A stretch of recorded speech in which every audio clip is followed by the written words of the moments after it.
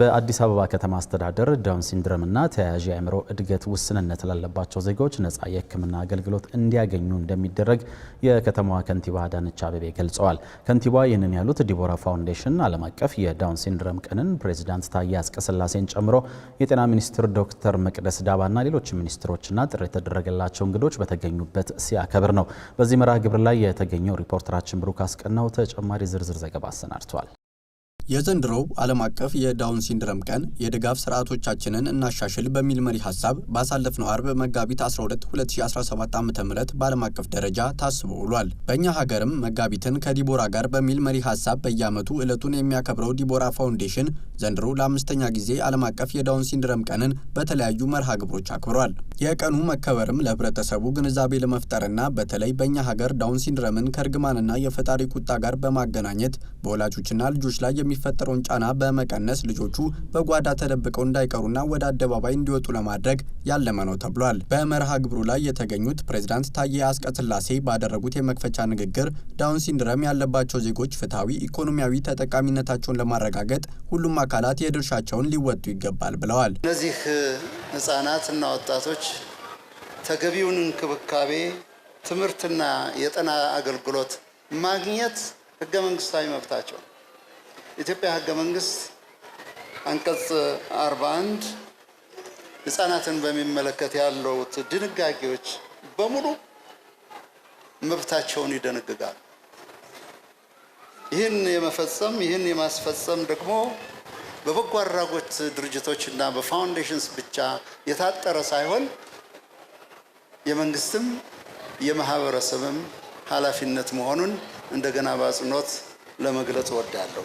የአዲስ አበባ ከተማ ከንቲባ አዳነች አቤቤ በበኩላቸው ዳውን ሲንድሮም ያለባቸውን ዜጎች ፍትሐዊ ተጠቃሚነት በማረጋገጥ በኩል የከተማ አስተዳደሩ ያለበትን ኃላፊነት ለመወጣት የተለያዩ ተግባራትን እያከናወነ እንደሚገኝ ገልጸዋል። በዚህም ከተማ አስተዳደሩ በመዲናዋ እየተሰሩ ያሉ የልማት ስራዎች አካታች እንዲሆኑ በማድረግ በዘርፉ ለተሰማሩ ግብረሰናይ ተቋማት አስፈላጊውን ትብብርና እገዛ በማድረግ ላይ እንደሚገኝ ከንቲባዋ አመልክተዋል። በቀጣይም ዳውን ሲንድሮም ያለባቸውን ዜጎች በከተማ አስተዳደሩ ስር በሚገኙ የጤና ተቋማት ነፃ የጤና አገልግሎት እንዲያገኙ ይደረጋል ብለዋል። ጣቢያዎቻችንና የሕክምና ማዕከሎቻችን ደግሞ እንደዚህ አይነት ህጻናት አገልግሎት የሚያገኙበትን ታሳቢ ያደረገ አገልግሎት እንዲሟላ በማድረግ በኩል ሰፊ የሆነ ስራዎች ጀምረን ውጤታማም እየሆን ነው።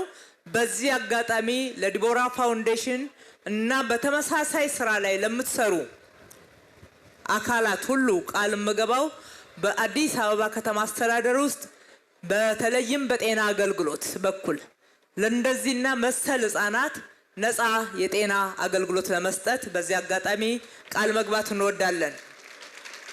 ከዳውን ሲንድሮም ጋር አብረው የሚወለዱ ህጻናት የልብ ክፍተት፣ የአተነፋፈስ ችግር፣ የእድገት መዘግየት ለመሳሰሉ ተጓዳኝ የጤና እክሎች ተጋላጭ እንደሚሆኑ የጠቆሙት የጤና ሚኒስትሯ ዶክተር መቅደስ ዳባ ደግሞ አስፈላጊውን የጤና አገልግሎት እንዲያገኙ ለማስቻል እየተሰራ መሆኑን ተናግረዋል። ጤና ጥበቃ ሚኒስቴር የጤና ባለሙያዎች እነኚህን ግለሰቦች ለመከባከብ በተለይ ሁለንተናዊ አቆራረብን እንዲሁም እነሱን ያማከለ ስርዓትን በእያንዳንዱ ስራችን ውስጥ እንድንከት በዚሁ ማሳሰብ ፈልጋለሁ። እኛም መደበኛ የጤና ምርመራዎቻችንን፣ የቅድመ ምርመራዎችና ልዩ አገልግሎታችንን ማግኘት የሚችሉበትን ስርዓት የማጠናከር ስራ ጀምረናል። ግን የበለጠ መስራት ያስፈልገናል። እነዚህን ዘርፎች አጠንክሮ በመስራት ዳውን ሲንድሮምን ብቻ ሳይሆን ሌሎችም ከአእምሮ እድገት ውስንነት ጋር የተወለዱ ሰዎችን ሙሉ አቅማቸውን እንዲያሳኩ ልናደርጋቸውም ይገባል። በመጨረሻም የዲቦራ ፋውንዴሽን መስራች አባዱላ ገመዳ ከዳውን ሲንድሮም ጋር ከተወለዱ ልጆች ንጽህናና ፍቅርን እንማር ሲሉ መልእክት አስተላልፈዋል። እነሱ ፍቅር ናቸው። ጠብ የላቸው፣ ጦርነት የላቸው፣ በውስጣቸው ቅሬታ የላቸው፣ ውሸት የላቸው፣ ሌብነት የላቸው፣ ምንም ነገር የላቸው። ያላቸው ፍቅርና ፍቅር ብቻ ነው። ስለዚህ ከነዚህ ልጆች ጋር መዋል ማለት ፍቅርን መማር ማለት ነው። ዲቦራ ፋውንዴሽን በዳውን ሲንድሮም ምክንያት ልጆቻቸውን በቤት ውስጥ ለሚያስቀሩ ወላጆች ግንዛቤ በመፍጠር ልጆቹን ወደ አደባባይ በማውጣት እንዲሁም ከ2000 በላይ ለሆኑ ልጆች የትምህርትና ስልጠና አገልግሎት እየሰጠ እንደሚገኝ ተነግሯል።